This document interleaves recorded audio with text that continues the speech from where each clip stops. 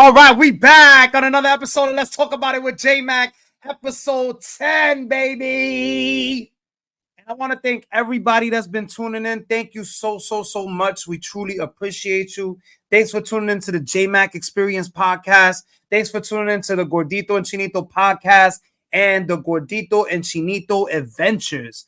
Once again, if you haven't done so, please be sure to like and subscribe and leave a comment below saying that you have done so we are aware. We are getting closer actually to our goal, and as I said before from the start, as soon as I get 100 more subscribers, I'm going to be giving away a gift card to a lucky subscriber. So please make sure you subscribe and let us know that you have done so in the comments below. Now, I hope everybody's doing good. It's been a great week. We actually went to go see Nicki Minaj this week at the TD Garden in Boston, and she did a phenomenal job at doing what she does best, which is performing, rapping, and being the GOAT that she is. If you haven't seen her live, make sure you do so. It was an experience of a lifetime. I took my daughter. She had the best time of her life, and that was the first time that I've ever seen her perform live, to be honest. And, and I've been a Nicki fan since the very, very beginning. But enough of that. That's not part of our show. But I want to let y'all know, if you want to do something fun, make sure you go check out that show. It was definitely a vibe. Now, get into it today. We got some pretty interesting topics. We're going to get right to the bochinche. And once again, as you all know, we do some topics that are outrageous, but they remain anonymous. And we would like to know your input on how you feel, or if you have something similar that's happened to you and you can relate. Make sure you email us at the JMACK Experience Podcast with your story, or you can simply tell us in the comment below. Now, for our first topic, it says, I accidentally cheated on my BF, who I am in love with, and I was kind of high. What do I do? Well, somebody said, so it was icy that day and you slipped and landed on some guy's dick? Hey, yo, boss. That's a fact, though. Like, yo, what do you mean you accidentally cheated? That makes no fucking sense on earth. You cannot accidentally cheat. Obviously, when you cheat, it's a decision that you made. Accidentally sounds like pretty much you was forced and you didn't want to do it. That for women is bullshit, to be honest. I mean, yeah, it could be an accident that you cheated with a certain person, meaning like you regret it and you wish you would have not have done it. But accidentally cheated because you was kind of high, that's not a valid reason or excuse, in my opinion. If you feel different, let us know below in the comments. And then it says, that's the only way I can come up with you accidentally fell onto a penis. Stop with the I was kind of high BS. You wanted to cheat and you used the weed or beer as an excuse. Reevaluate your relationship before taking one more step. You need to decide what it is you actually want in life, and your BF probably isn't it. That's a fact, because you're probably not madly. She says she's so in love, but here you are, you smoked a little bud or you had a little sippy sip, and now you accidentally cheated? That shit makes no fucking sense in the world. Now, somebody else said she fell on it multiple times until he finished. Hey, yo, boss. Facts. Like, how can you accidentally leave your boyfriend alone? He deserves someone better than you. And for the last comment on this topic, she said, a shoulder to cry on is a dick to ride on. There's no possibility to ever miss and cheat on your boyfriend. Cheating is intentionally done. That's a fact.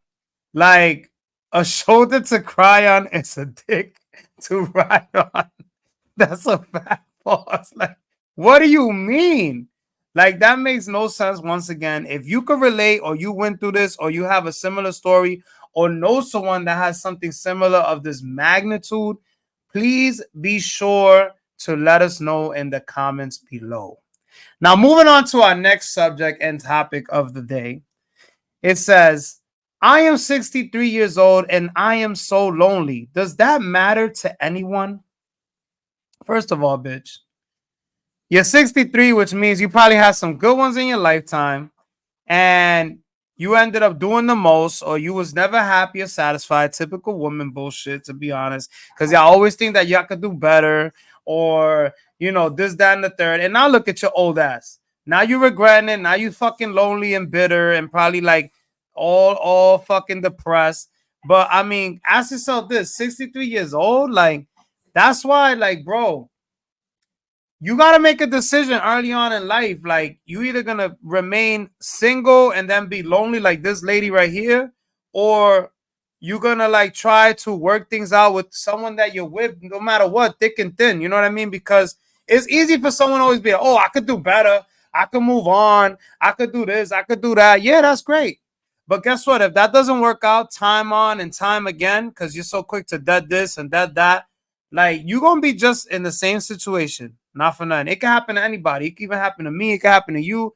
That's a fact. Now, somebody said, I'm also 63. I'm mostly retired, but clean and manage 2 Airbnbs. I work a few hours a week as a home caregiver. I also have a 15-year-old son.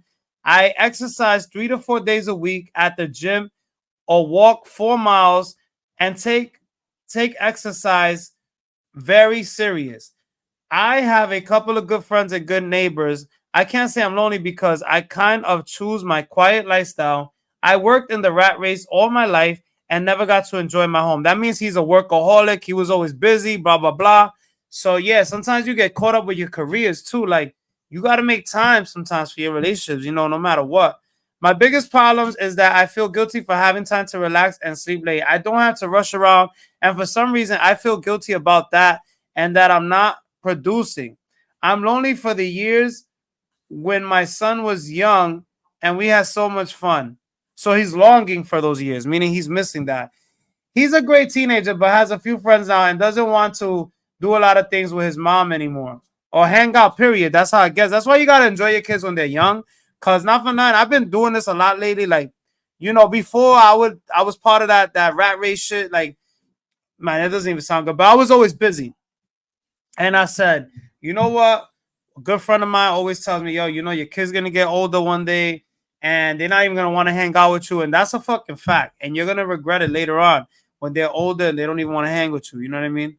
So basically, he says, I do not want to be a burden on my son. And I have advanced Alzheimer's disease and a painful cancer.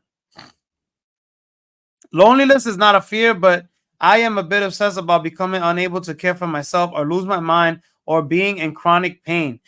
I don't have a husband, and that is okay. I haven't seen many husbands able to be caregivers anyway, and I have a couple of friends that would help me a bit and visit me. I'm lonely in the fact that my son is growing up and doesn't need me as much.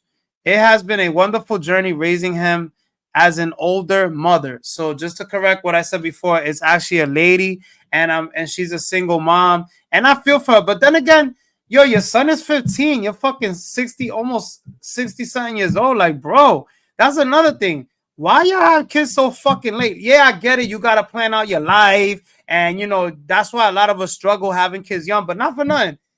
Like, you think your fucking kid wants to hang out with a fucking grandma? Like, as like an old fart, as they say, at fucking 15 years old? Think about it. If you was a little younger, maybe in your 30s, your 40s, like, you still be kind of cool to, I feel like, your teenage children. You know what I'm saying? Like, but once they're like almost a senior citizen, yeah, kids don't want to, they can't relate to shit.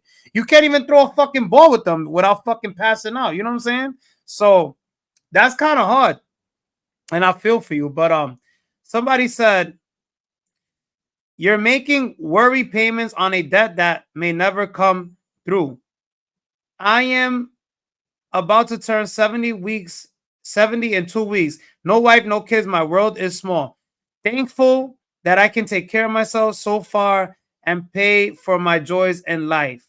It's good for your health to feel more positive, wake up and fake it if necessary, sleeping and not having to get up, not having any doctor's appointment that week, or things that must be done. To me, the joys of retirement change the way you think when you start to beat yourself up.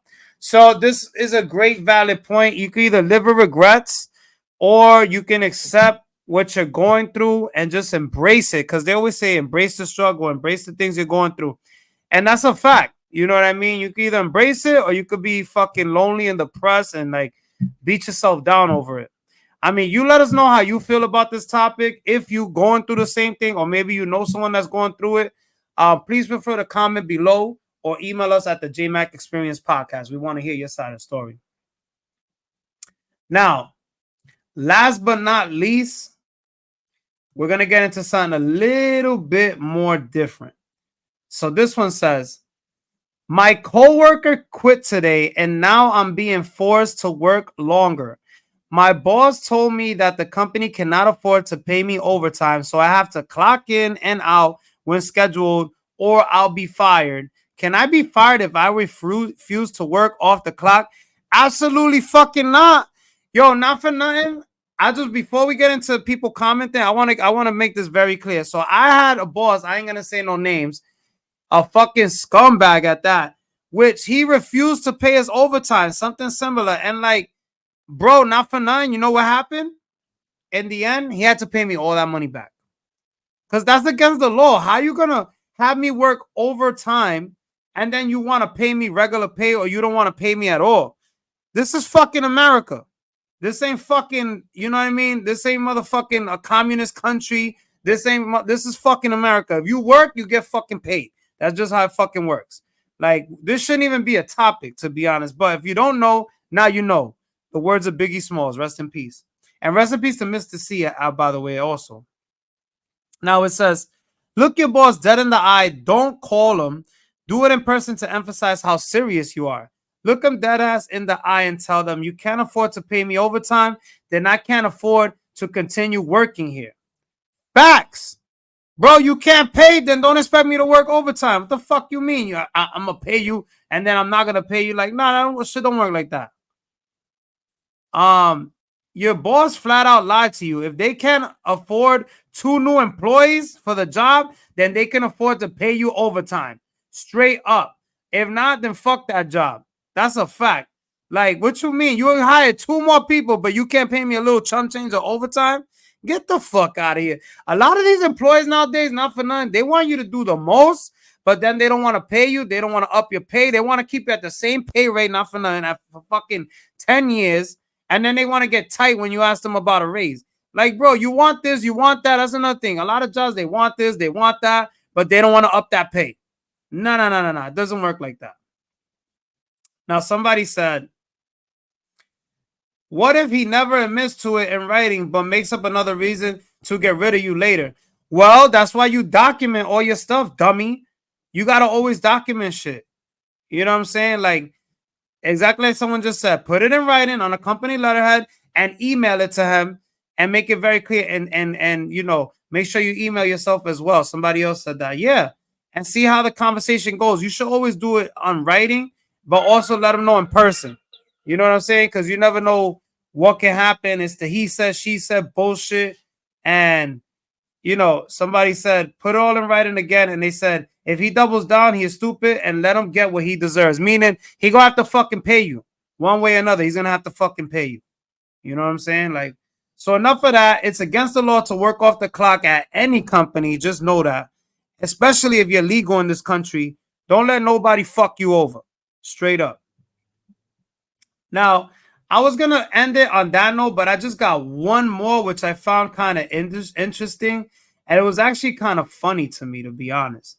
Let's get into this one real quick, and then we're going to end it on this topic. My husband caught me texting another man romantically, and the other man I never met. But my husband still wants a divorce. Is he taking things too far? Fuck you mean? Like, bro, like, this is the shit bitches be doing. They do shit, they get bagged, then they act like it never happened, and you just gotta forgive. But if it's us, on the other hand, forget about it. It's a wrap. You're finito. You're done. Like, what do you mean, bitch? It don't matter if you met him or not. You were still fucking had intentions, like they say. And then someone said, no, he is not taking things too far, because you shouldn't be entertaining another man romantically, whether it's physical or not. Facts. You are married. There are other ways to cheat other than just having sex with another person. Sounds like you were cheating emotionally and mentally over text romantically, meaning you probably saw us sending Toto pics, the whole nine, and having phone sex. Who the fuck knows? That counts as an affair in my book. That's a fact. And that is awful. And I can't imagine how hurt he's going to be over this when he he did find out. So I don't know why he said that. But imagine it the other way around. How would you feel and react if you caught him texting another woman romantically? I don't think you would like that. And no, he's not taking it far. Once again, you put yourself in this predicament. Now you made your bed and lay in it.